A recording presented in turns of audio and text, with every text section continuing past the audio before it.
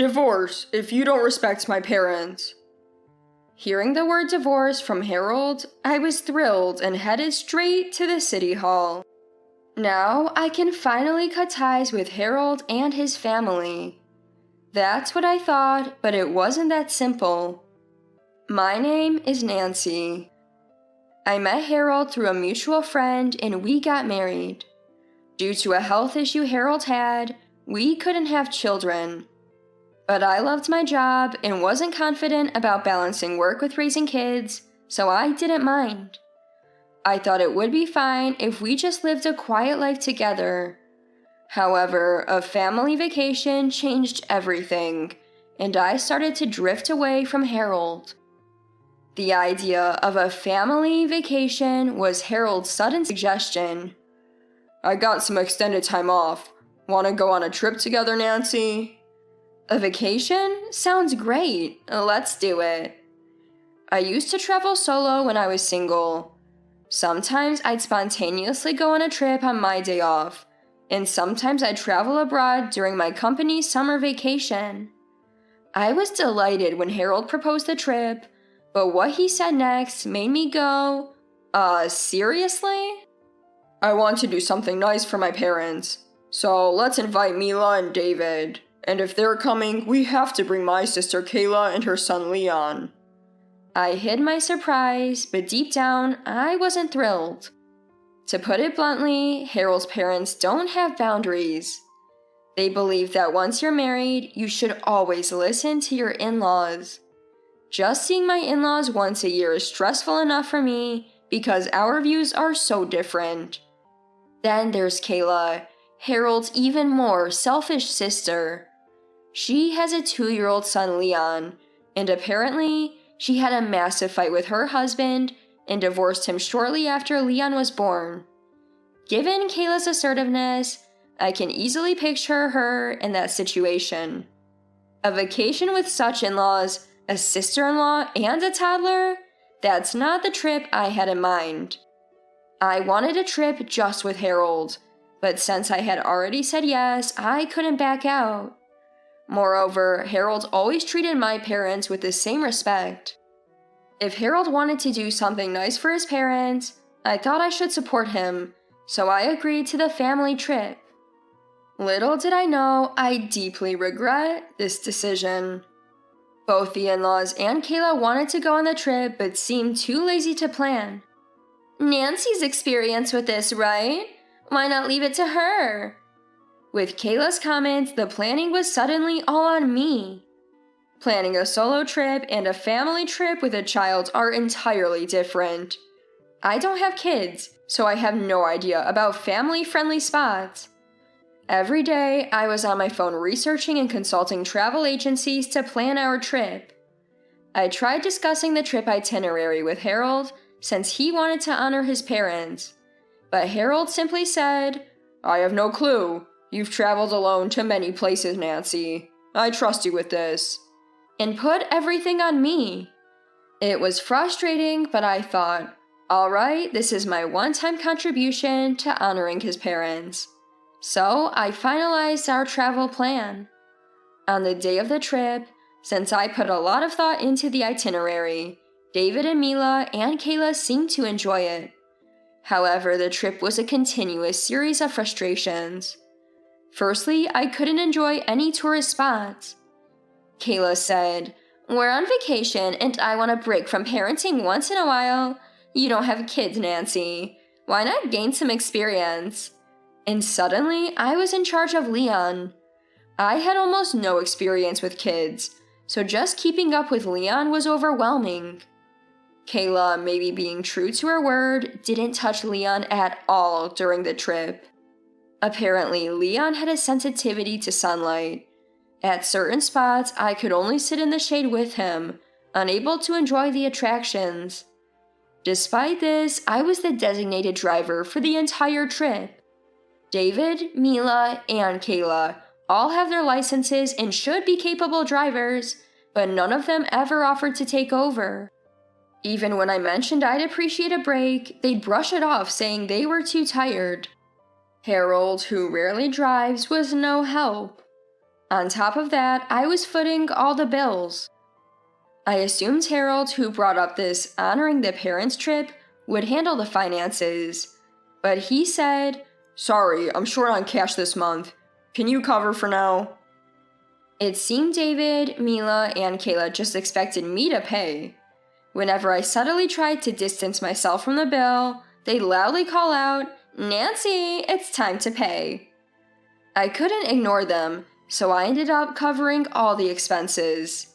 There was no way I was enjoying this trip. Though Harold and I had separate rooms from David and Mila and sister-in-law, at night I'd return to our room and unload my frustrations on him. "You wanted to honor your parents, but you haven't helped at all, Harold. You didn't think about the itinerary, you can't drive, and what do you mean you're out of money? Where did it go?" "Well, there was this limited edition shoe from when I was younger that got re-released. I just had to get it, and it drained my funds. Don't worry, I'll pay you back next paycheck." I don't get the fascination, but Harold has this hobby of collecting shoes. He owns several pairs of running shoes, but given Harold's hefty physique, I've never seen him wear them. They seem to be just for display. I always thought that as long as he enjoyed it, that was okay. However, coming on this trip under the guise of honoring his parents and then not having money was unbelievable. Naturally, I was livid. I gave Harold an earful, but he kept saying, "I'll pay you back on my next payday." Seeing no point in further complaining to a penniless Harold, I went to bed in exasperation. "I expect you to help with Leon tomorrow at least," I warned him. But the next day was no different. Leon was attached to Harold, but Mila wouldn't allow it. "It's obvious that women should care for children. On a family trip, it's only natural for the daughter-in-law, Nancy, to do so." Harold followed his mother's words over my request. I ended up taking care of Leon and, of course, handling the finances. For me, it was the worst trip ever. For David, Mila, and Kayla, it seemed to be the best. Once we returned home, I was so upset with Harold, tears streaming down my face. Unable to enjoy even one tourist spot, and exhausted from being forced to drive all the time, I criticized Harold for not helping me out. But Harold responded, "It's out of respect for my parents, and this will be the last time we do this." He said that trying to soothe me. The last time. I believed those words and swore to myself that I would never go on another family trip. Our marital spat ended then, but perhaps I should have considered divorce at that moment.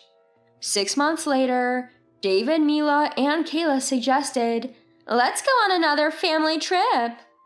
For some reason, Harold seemed to agree, saying, "Sure." I had no idea why he'd agree to it. Harold had clearly told me, this trip will be the last. When he asked me again to plan another family trip, I was furious. "We are absolutely not going on another trip. I've had enough of family vacations. You said the last one was the final trip, didn't you?" "But it's to show appreciation to our parents," Harold argued. "You didn't do anything last time, Harold. And what about the money I paid that you still haven't paid back?" "Stop nagging. If you won't help, that's just divorce." Upon hearing the word divorce from Harold, I joyfully headed straight to the city hall. I hadn't been wanting a divorce all the time, but since that trip, I'd been harboring ill feelings towards Harold. I quickly got Harold to sign the divorce papers, then immediately submitted them at the city hall. Returning home, I declared to Harold, "Leave." The house we lived in was bought with the money I'd saved before our marriage. Harold had no ownership, so I kicked him out right away and sent his belongings to his parents' place. I promptly had a locksmith change the front door lock and finally felt free. Mila called, angrily accusing me of suddenly divorcing and kicking Harold out, but I simply brushed her off. To me, Mila is now a stranger, so there's no need to be polite anymore.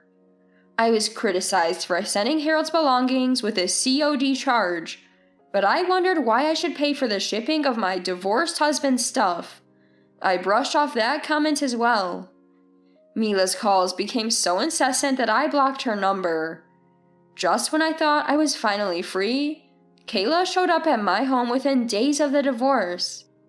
When I saw Kayla on the doorbell camera, my initial reaction was, oh no.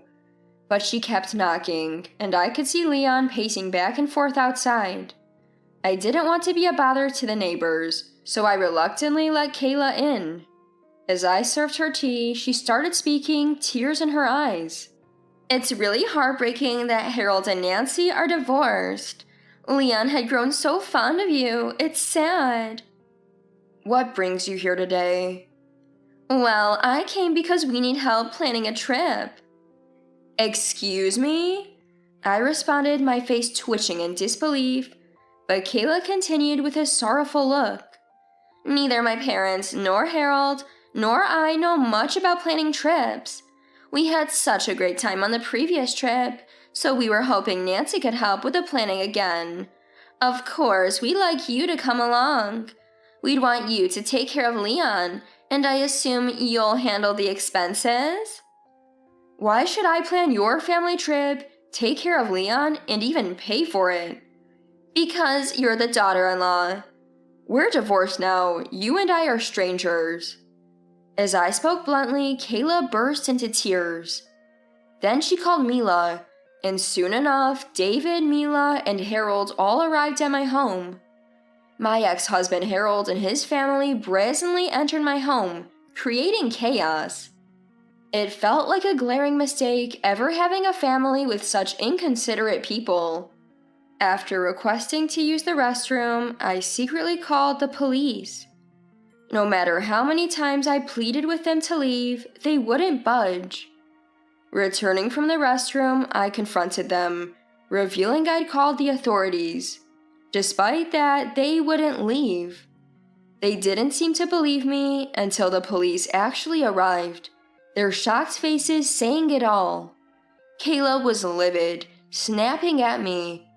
Why are you being so disrespectful? Just for asking you to show some decency, you call the police on us? An officer intervened, asking, Are these people related to you? I clarified, no, it's my ex-husband and his family. After I explained the situation to the police, an officer gave me a sympathetic look and said, You've had a tough time. It truly was an exhausting ordeal.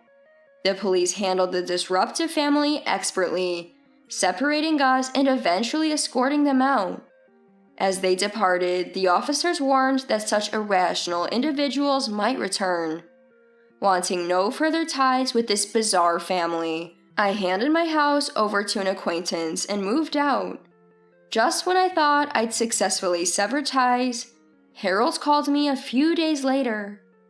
At work, I ignored the persistent calls at first, but finally picked up. He sounded frantic, yelling, Why aren't you coming out of the house? I could break another window. The flower beds are ruined and the front door is covered in mud. It's all because you're hiding in there. I replied, puzzled, What are you talking about? If you keep this up, things will get much worse. I know you're home. The lights are on. I'm at work right now. Besides, that's not my house anymore. Huh? A puzzled tone echoed from the phone. From a distance, I could hear police sirens. It seemed Harold accidentally forgot to hang up, and from the other end of the line, a distinct voice could be heard. It was the voice of my brother. My brother served in the Marines, and he's quite the robust man. To Harold's surprise, it wasn't me but my brother on the scene. My brother warned him, The police are on their way, stay put. A startled yelp, Eek! Came from Harold in response. My brother confiscated Harold's phone and explained the situation to me. Harold and his family had targeted the house I used to live in, which my brother now occupied. Without warning, they broke windows and caused an uproar. I had warned my brother about the possibility of Harold and his family showing up. Still, he decided to live in that house, since it was conveniently close to his workplace. Aware of the potential threat, he installed security cameras everywhere. As a result, all the misconduct by Harold and his family was captured on camera. Instead of merely hiding inside, my brother called the police and waited for their arrival. The police arrested Harold and his family, primarily for the property damage they caused. I also had an audio recording of Harold threatening me, which I used to press charges for intimidation. My brother and I were puzzled. Why would a mere family trip lead to such chaos? The police investigation revealed a startling reason. Apparently, after divorcing me, Harold had quit his job. He mistakenly thought that moving back to his parents' home would mean not having to pay living expenses. So he left his job, and Kayla wasn't working either, citing childcare challenges. It seemed that supporting 4 adults and a child on a pension was too much for them. So Harold and his family seemingly tried to consider me as part of their family to demand money. They possibly thought that if they went on a family trip, my feelings for Harold would rekindle, and I might consider remarrying him. Such a bizarre reason left both my brother and me stunned. I decided that if I continued to deal with this family, things might spiral out of control. So I consulted with a lawyer and obtained a restraining order against all members of Harold's family. Later, Harold's family received a sentence with probation. Despite this, Harold sent me an email updating me about his situation. He's managed to find another job, but due to his probationary period, he seems to be working at a place that pays significantly less. All their savings, which were supposed to go to me and my brother for damages and emotional distress, were gone. The money Harold worked so hard to earn was mostly taken away by Kayla, claiming it's for their son Leon, and his in-laws took a significant portion as their share for living expenses.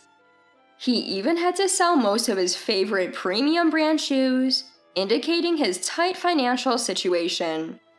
Harold wrote about realizing the value of the life he once had with me, and even expressed a desire to rebuild our marital relationship. However, I blocked his emails. Since then, I've been unaware of any updates from that family. The family brought this all on themselves, and I had no sympathy for them. My brother still lives in that house, and since then, Harold and his family have never returned, living their lives in peace elsewhere. As for me, I'm relishing my independent and free life. I've reignited my passion for solo travel. Every day, I'm filled with excitement, pondering which country to visit next.